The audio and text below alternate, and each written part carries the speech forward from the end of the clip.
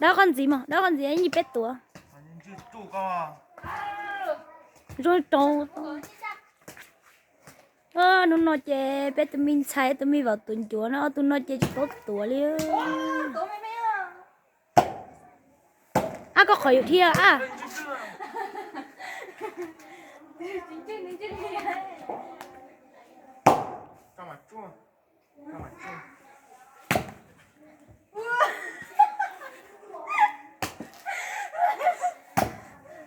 Tuần chúa đi co mà mặt cho gian nè.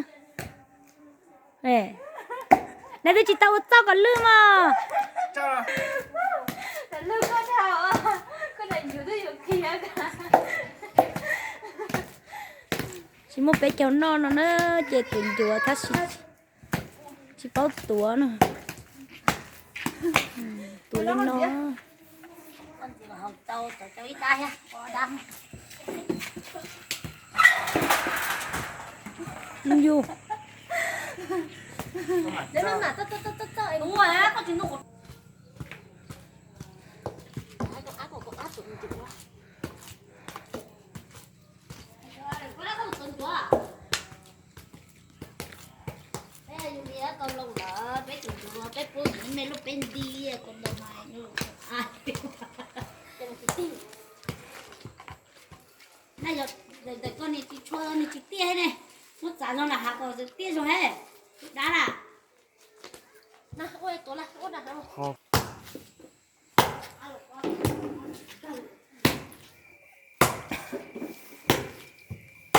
tí tên này tỏ nên chết tao con chứ.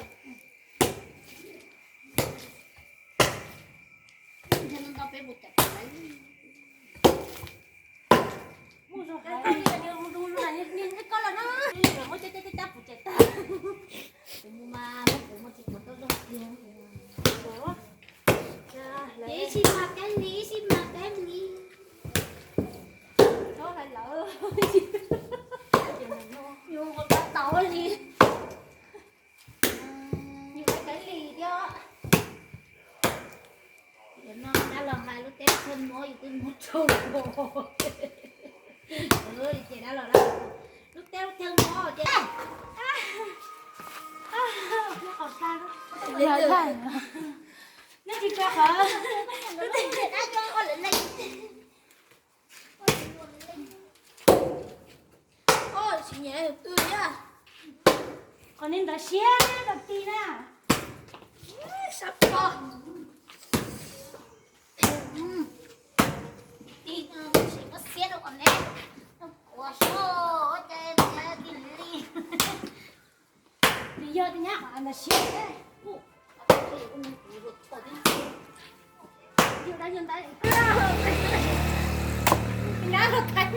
Cha quên rồi đó.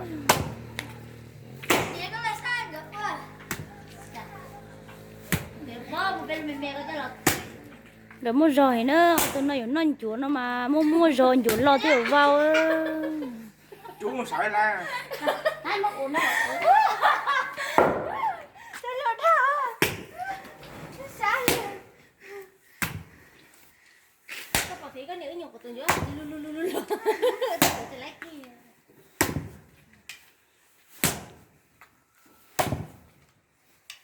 Lư rồi, chị tao lư rong. Chị tao lư rong này cả tia. Lúc là tay thiêu mà thế rồi. Ta nói giờ nó tay thiêu cái rồi. Cái này nó đi lên lùa. Chạy nó đi bóng đi. Cái này đây là nhá, phải ngay làm đây làm gì? Phải nó. Phải nó giờ chúng em rêu. Đây mẹ cơ. Cái này đây mày à? Đây giờ chúng em rêu. Ra đi. Đi ra đi. Cho nó chơi giọt tê nó chờ đơn chúa. Cái liệt đợt to như gì nữa. Sao?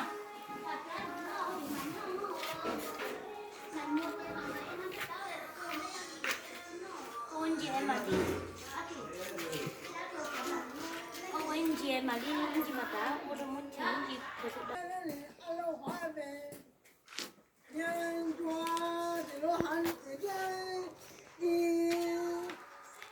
Nhìn lấy tay gì lên nó mà lỡ thao là mẹ bảo mọi tụi nó chọn bên nó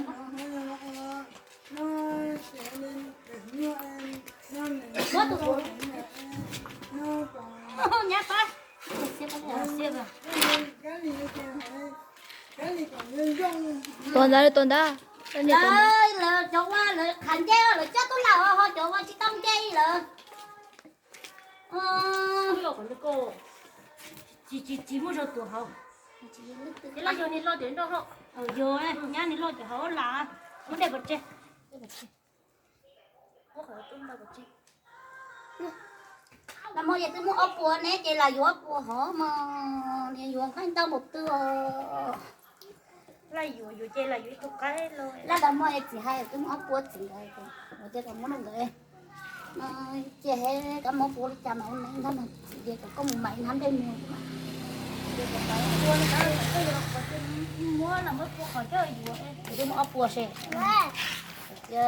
lấy gì bùa mua ốc bùa nó ngồi Tuổi có. cái chỗ ngồi nó chê rồi gì nó cột chê già cái gì chuột kia thế cái nó chỉ tao lấy nó là chồng nó tao sát sợ ê chồng nó mua xa nó nâng túi cho nè chôn kia coi thì tao muốn chia thì tôi sao nhở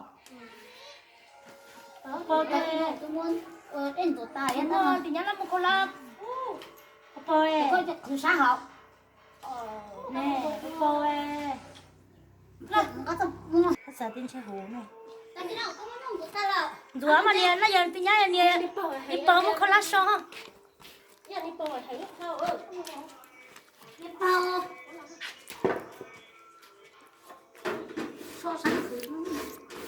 so sánh coi so ya con này so coi chê có tôi bẹt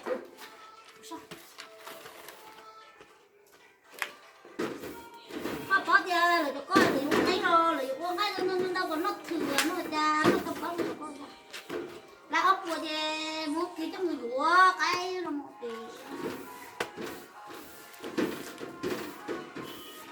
cái mỗi chê nó một chỗ một chê cho khi nó lấy cũng được lấy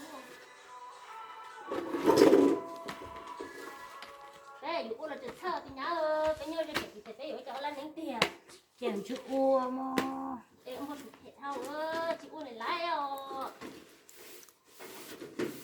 có ý chỉ em đừng để cho có một ui chỉ thật cái bể một tao mà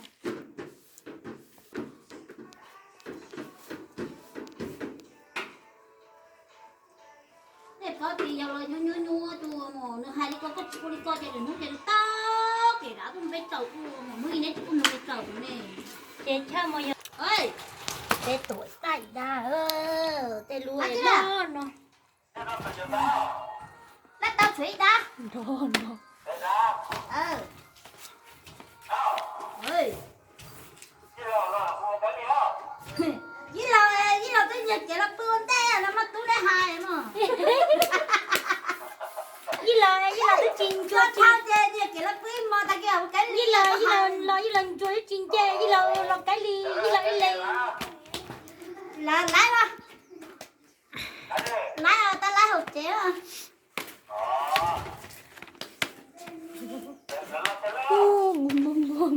tao nó biết ta nó tôi nó là lắc cú hả nó đúng cái tiêu kia chắc là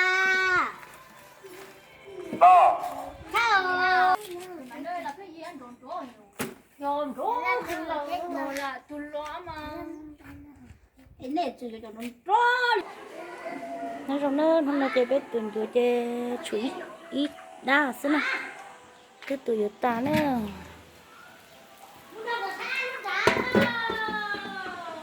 chuối không nó xứ cho trốn tôi chỉ bỏ đi nè để nó được chớ đi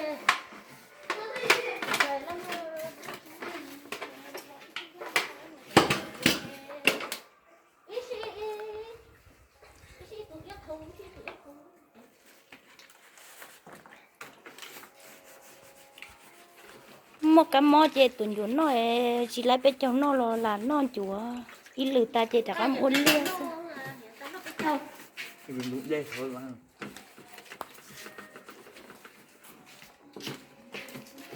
thật ra em đã có một bài là lắc cả rồi cha ê giờ hay còn mua khả nên tấm má nha người pháo làm hộp tất cả hết đủ đi con này có tông máy xóa cho nên lâu lại chỉ mấy lại qua đi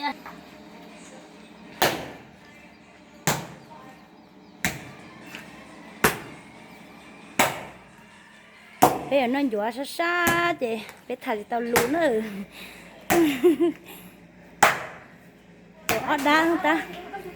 tỏ đang ta tuần đến thế chưa chỉ có tụi ta kia thôi